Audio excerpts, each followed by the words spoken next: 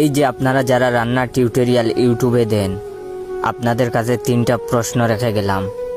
তেল আর লবণ যে পরিমাণ মতো বলেন, আমি যদি তেল আর লবণের পরিমাণই জানতাম আপনাদের ভিডিও দেখতে আসতাম কেন?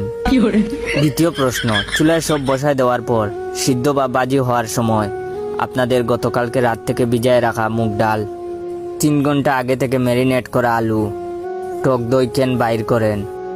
হয় এগুলো ভিডিওর শুরুতে বলবেন, আর নাইলে একটা টাইম মেশিন কেনার লিঙ্ক ভিডিওতে দিয়ে রাখবেন।